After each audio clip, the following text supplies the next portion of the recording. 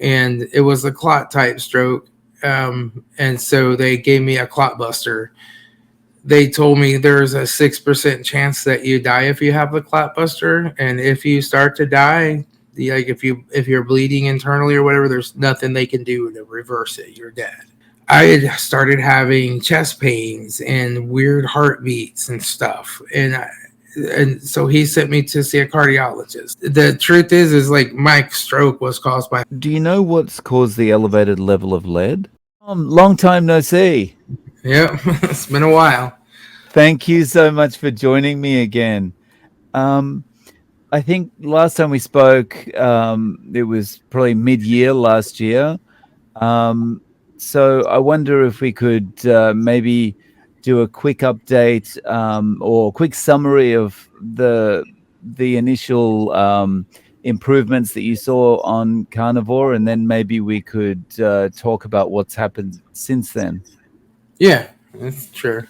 So I was diabetic for decades, and the worst diabetic thing I had before it started getting better, I was on 300 units of insulin a day, fast and slow acting. I was still had A1Cs in the 14s. I was on all kinds of blood pressure medications and other pills for diabetes.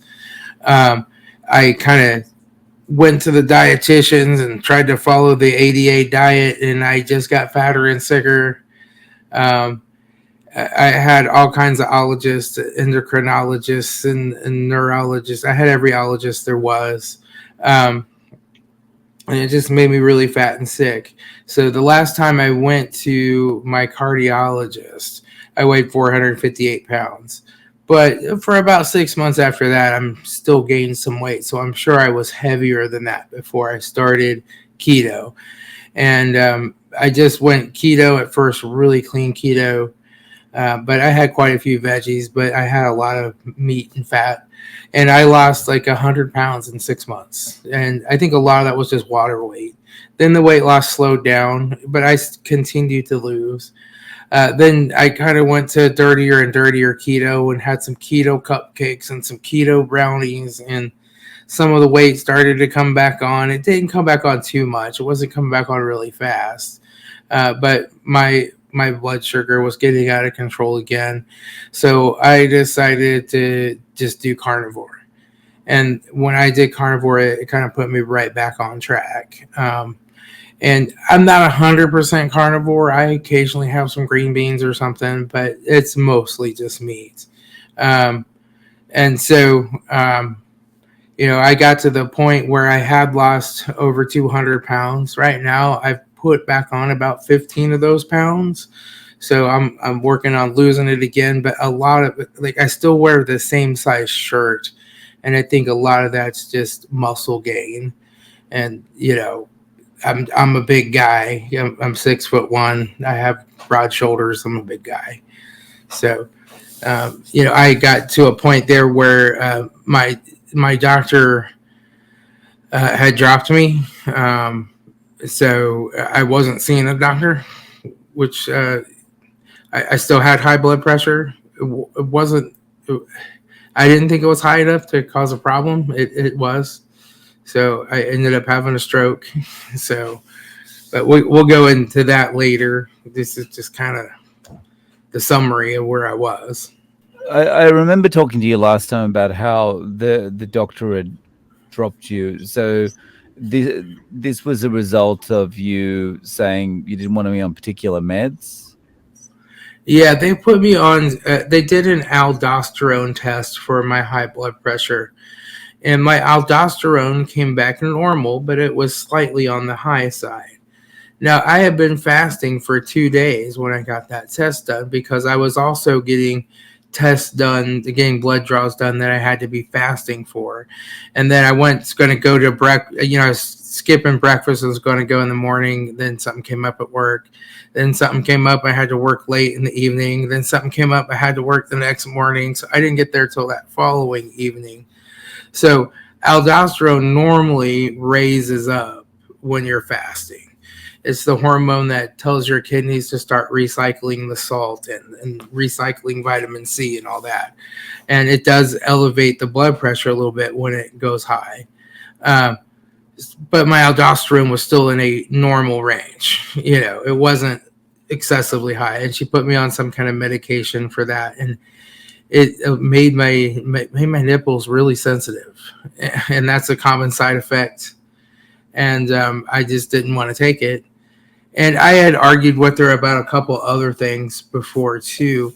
And in fact, she would always say, well, you're not taking your medication. Your blood pressure is still high. And I'm like, I'm taking my medication exactly as you told me to. And so she just wrote me a letter for being a non-compliant patient. And originally I thought that letter came from my regular day-to-day doctor, but I went back and looked here after I had the stroke. And it did not come from him. It came from her. And she was actually a nephrologist. So my real doctor didn't drop me. But when you get all these specialists that you're going to, you very rarely need to go see your regular doctor. So all this happened, and then the stroke, when did that happen? And was that a result of the high blood pressure? Yeah, it was a result of the high blood pressure. So on October the 12th, I was at work. It was about 9 in the morning. I was getting ready to go on vacation that afternoon to Florida with my family. And I had to walk back into my office and get a flash drive for something I was working on in the shop. And I was walking back and I decided to walk outside. And I just started getting really dizzy. And I don't know, it's walking like I was drunk. I started not being able to see, started seeing double. I barely got back to my car. So I sat down in my car and I thought, I'm going to smoke a cigarette and see if this gets better. That was the last cigarette I ever smoked. And so it didn't get better. It got worse. I started throwing up. I wanted to call an ambulance or something because I really couldn't stand up anymore. And I couldn't see my phone. I was seeing everything like completely double and blurry. And so I asked Siri to call my boss, and she did. And he came out and called me an ambulance. And the ambulance came and took me to the hospital. And they gave me a CAT scan to see if it was a bleeding stroke or a clot type stroke. And it was a clot type stroke. And so they gave me a clot buster. They told me there's a 6% chance that you die if you have the clot buster. And if you start to die, like if you're bleeding internally or whatever, there's nothing they can do to reverse it. You're dead. And I said, well, I don't want to die. I don't want that, And they said, well, you're still at the very beginning of your stroke. It's possibly going to get much worse. And, so I thought, I'd rather take a chance on dying than risk being an invalid for the rest of my life. And so I took the clot buster.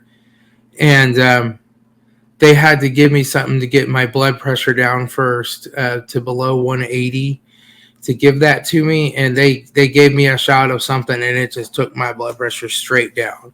But my blood pressure when I got to the hospital was 280 over something. My blood pressure had not been running that high, but I hadn't taken it for a long time. And so it had just spiked up that morning, and I didn't have any headaches or didn't feel weird or anything. So they gave me that shot, got my blood pressure down, gave me the clot buster. Then I had to stay in bed for 8 hours in the intensive care unit. I had to pee. They wanted me to pee in this plastic thing. I couldn't pee in that plastic thing. Just something in my mind says, you're not peeing in bed in a plastic thing. So at 8 hours and 1 minute, I made them get me up with a walker and take me to the toilet.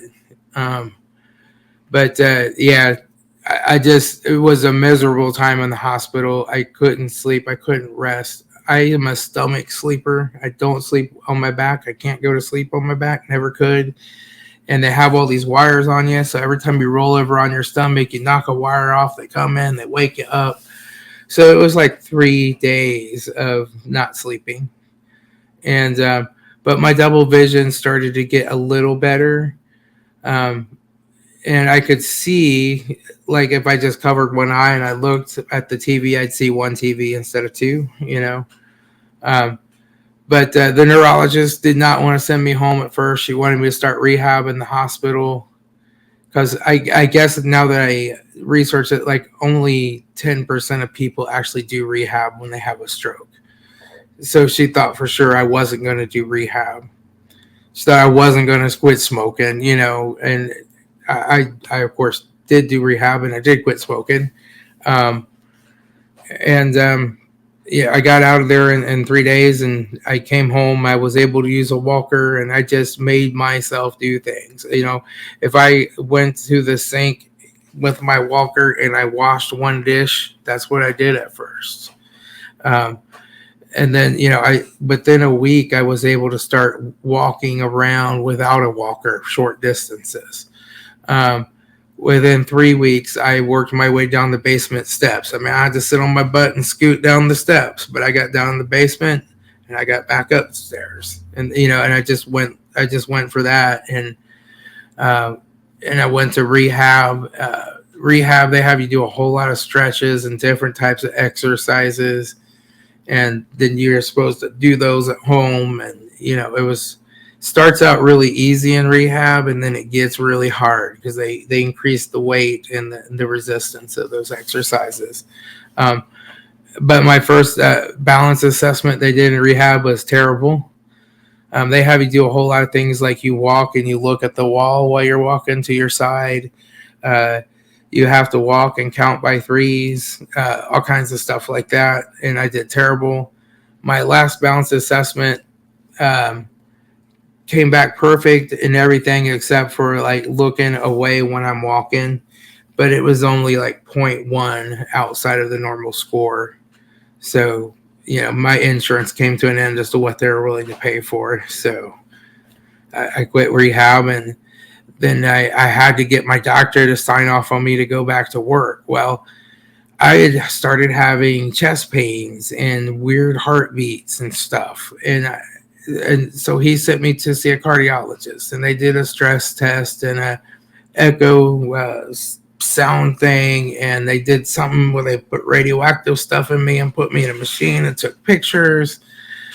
And all that came back okay. And I wanted to go back to work. Well, the cardiology nurse was going through my prescription one time and she said, "Oh, are you on Flomax?" I'm like, "No, what's that?" She's like, "Oh, that's for if you have an enlarged prostate." I'm like, "I've never had that problem." She's like, I wonder why it's in here. And then she reads off the rest of the prescription. I was like, "I'm also on tamsulosin." She's like, "That's Flomax." And they have put me, the ER doc put me on that for some reason. And it's, the main thing it does is cause weird heartbeats.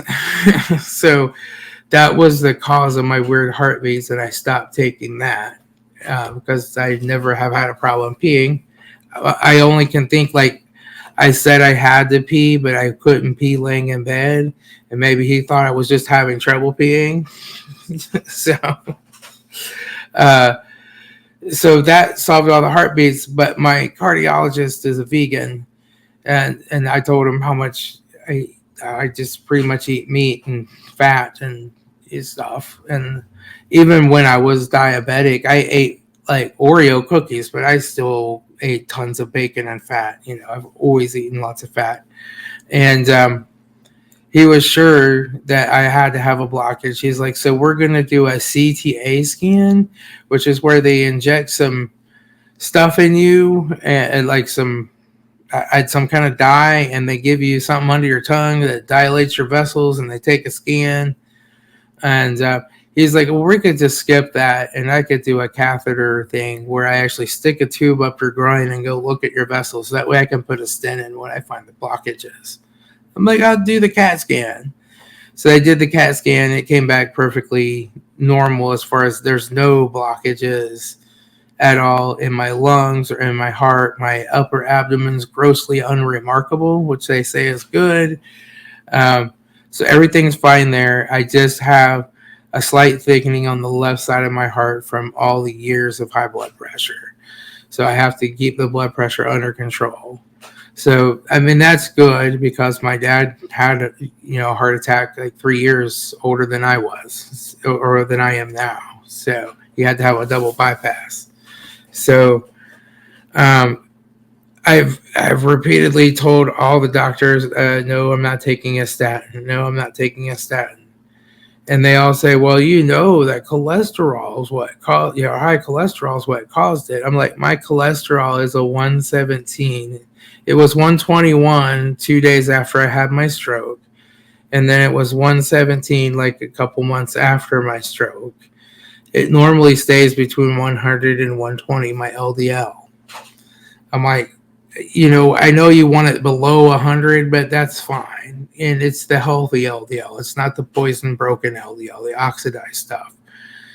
And I just told him I'm not taking it. My neurologist tried to was really pushing it. I was like, look, if you have to write me a prescription for it, go ahead. I'll even get it filled if you guys check. But my trash can's going to get used to taking a statin every day, And so, and the truth is like my stroke was caused by high blood pressure. I was sitting at my desk. The high blood pressure caused me to get a little bit of a clot somewhere. It went to my brain when I decided to take a walk and go do some work. It wasn't like cholesterol breaking loose from an artery and going to my brain because there's no cholesterol. There's no plaque in my arteries. So, I believe that LDL is actually good for you. LDL isn't cholesterol. It's a lipoprotein that carries cholesterol. It also carries all your triglyceride. It carries your coenzyme Q10. It carries your vitamin E, all the stuff that your body needs to build cells. And the main thing is when you have a stroke, your brain has to learn to build neural pathways to route that traffic through different cells so they can learn how to take over those functions. And those neural pathways are built by cholesterol. The cholesterol that your liver makes and the rest of your body can't go past the blood-brain barrier. There's no way you can get the LDL up there that it needs. It has to make its own. Your brain makes its own cholesterol. Well, statins do cross the blood-brain barrier, so they cause your brain to make less cholesterol too. And, I went back to see my neurologist in 3 months, and she kind of did a quick assessment of my balance and everything, and she's like, wow, you're doing great. She's like, you drove here? I'm like, yep, I'm driving again. I can walk, I can dance, I can do everything. And she's like, wow, you're really doing good. That's amazing that you're doing that well. And I'm like, I'm back to work, and I said, you know why? Because I didn't take your statins. So, doctors don't really understand cholesterol. They don't read about the lipidology. They just know that there was some study that some drug company paid for to promote statins that said that you're going to live. And they say, like, you're going to have this big, like you're going to 40 times more time type of thing of lowered, reduced risk of a heart attack or whatever. But it's really like 0.1% or something, so. Yeah, it's crazy. So, I'm interested. How's your vision now? We're nearly 6 months on. Do you still have some double vision? No, my vision came back to 100%. It probably was the first thing to come back. Probably within a month or two, it was back. It started. I stopped seeing double like close up, and then was seeing double farther and away until I didn't even see double way far away, and then the blurriness was kind of like that too. It was good close up, but then it took a while for the farther away. They said to wait at least 3 months to get new glasses if I was having vision problems, but I still have my same glass prescription. My vision came back. So, like they said, probably if I hadn't taken the clot buster, I would have had worse and worse and worse problems with the vision. And it might not have come back, but I got the clot buster on board within a half hour of the start of symptoms, um, which is really good time. And I mean, I'm happy, and I know like it was getting worse and worse and worse. And as soon as they gave me the clot buster, it at least stopped getting worse. So it was like instant. And so blood pressure now, you still on blood pressure meds, and like what we're down below 280 now, right? Yeah. So I have an elevated level of lead, um, which we discovered which causes resistant hypertension. But my lead level is coming down slowly. And I've been doing the garlic, 400 grams of garlic powder a day. I actually read a research study they did in 2016, and the standard medical treatment, um, it lowers the lead about as fast as the garlic does, but the medical treatment doesn't eliminate any of the symptoms. So if you have cognitive functions or whatever from the lead poisoning, it doesn't get rid of them. And the people who they did half and half. It's 2016 study they did on people who worked in a battery factory, and they put half of them on garlic and half of them on the traditional treatment. The people on the garlic, their lead levels went down just as fast, and the symptoms that they were having went away. So I decided to go for the garlic, and it's coming down. My blood pressure is still high, though. I'm on 5 blood pressure medications right now, and it still likes to get up there. I'll see days when it hits 170, but normally it stays in that 150, 160 range, which is still too high. It's way better than it was. And just trying, I have a whole filing cabinet drawer full of medications that they switched me out to, and they've tried. So we're trying to find the medications that work. So my family doctor, who I thought had dropped me, called me after he had my stroke because he heard from the hospital I had a stroke, and he asked if I wanted to come in. But he's finally believing me when I say, yes, I took all my blood pressure medications. He finally believes that I actually did, and so just trying to find that balance. I'm seeing a resistant hypertension specialist on April the 3rd. They have a treatment that they can do where they go in and do surgery on some veins that are around your kidneys that regulate the blood pressure and cause your body to be able to regulate its own blood pressure and get it down again. I'm not sure if I want to do that, but I'm going to at least explore that because it gets me off of all these pills that are barely working. So I've always had high blood pressure ever since I was a teenager, but it was never that high. It was 140s when I was a teenager, but now without medication, it'll get in the 280s. Do you know what's caused the elevated level of lead? Yeah. So there's one thing. I shoot a lot of guns at an indoor range. I shoot sometimes 3,000-4,000 rounds in a month. Not every month, but I shoot that many. I reload those brass casings, so I'm always picking them up and then I'm tumbling them, and that makes dust, which then I breathe in the dust. So just a constant flow of lead that way. I always thought, oh, lead, that's not a problem. It was. So I have changed the way I reload. I tumble my brass outside. I wear a mask. I wear gloves. I have special de-lead hand soap that I use. And I'm very careful with my lead exposure. Also, I'm a mechanic. Mechanics have a high level of lead exposure as well. Or I was a mechanic in the evenings and weekends. I kind of shut that business down now.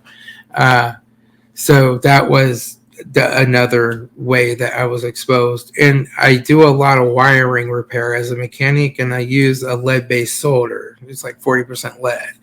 And I'm always like, oh, I got to pull some more solder out of the tube. Stick it in my mouth and pull it. It's like, so I'm always getting an exposure to lead. So that just increase my lead level. But my lead's getting pretty darn close to a safe range. So a safe range is below 5, and I came back at a 6.1. So I'm getting really close, but it hasn't really helped my blood pressure that much. I mean, I'm still on all the same, amounts of medication. So Yeah. I mean, I think it's really interesting to talk about this stuff in depth because kind of the carnivore haters out there, or the low carb, the low carb haters out there, are instantly going to say, well, you had the stroke because you were doing carnivore or something like that. But then when you talk about it and you actually look at all the different factors, it's much more nuanced than, oh, you ate saturated fat, so you had a stroke, right?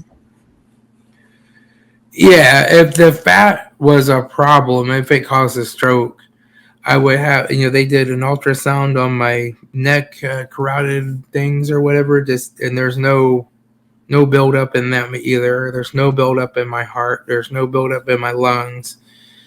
So if the saturated fat caused that, the amount of fat, I mean, I've always cooked in bacon grease. I've always ate real butter, you know, um, that would be a problem. My dad, he always ate the margarine that my mom bought. He always had gravy made with vegetable oil. He had biscuits and gravy every day. When she cooked his hamburger, she washed it off in the sink and got all the fat off of it. He had a heart attack 3 years after I did and had to have a double bypass. So I don't know. I don't think that carnivore diet causes heart disease. I think it's probably cures it. But I guess to each their own. They're going to do what they think is healthy and best. So on that point, I mean, has your eating changed at all since October?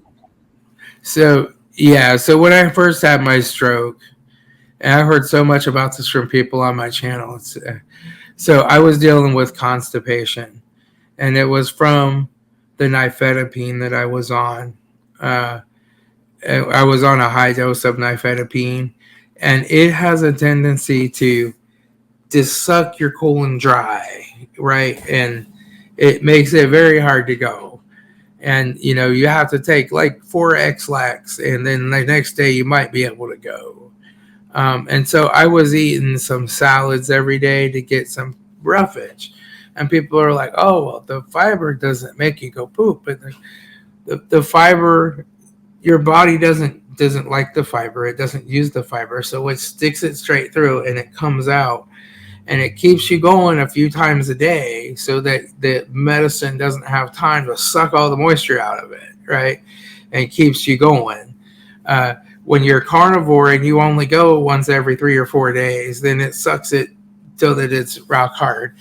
And so I caught a lot of people saying, well, you need to eat more fat. It's not that I'm not eating enough fat. I'm still eating the meat. I'm still, eating all that. But I have a salad with some clean keto salad dressing that I make. And so I did that for a couple of months. And then I started to get a little bit more regular to where, I would just have to take 1 X-Lax every 3 days. So I kind of stopped eating the salad, went back to mostly carnivore. But then the nifedipine was also causing me to have severe sciatic pain. It started when he doubled my dose in December. I started this my last few rehab sessions. I'm like, man, my sciatic nerve kind of hurts. Oh, well. And then it just progressively got worse and worse and worse, a little bit at a time, to a point where when I would stand up to walk, it would feel like somebody was stabbing knives in my butt cheek and hooking them to a lamp cord and shocking me. I would get to the point where my leg would go completely numb. I couldn't hit the brake pedal in the car with my right foot. I had to use my left foot. It was just horrible, and I was missing days of work. I was like, I'm not going to be able to work anymore like this. And so one morning, I saw my doctor. We were trying to find out what was wrong. He had scheduled me for a CAT scan. He gave me some pain medication that didn't really work. Um, and so one morning, I forgot to take my blood pressure meds, and I'm at work, and I didn't even realize it. But all day, I'm like, man, my leg's starting to feel better. I can walk. I can get up and go work on this person's computer. And I'm like, that's finally starting to heal. And then I came home, I late for lunch at like 1 o'clock, and I'm like, oh, I forgot to take my morning blood pressure meds. So I took them, and a half hour later, it's spasming, it's like burning, it's hurting, I can barely walk again. And I'm like, it's one of those medicines. So I just went through a process where I didn't take this medicine this day until lunch. I saw what happened. And when I got to that nifedipine, that was the one. Uh, so I called my doctor that next Monday and just told him, I didn't want to quit taking it because I'll have a stroke. So he switched me to amlodipine, and it's not been a problem. That's good. It's good that you were able to eliminate down and work out which one was causing the problem. Yeah. Yeah.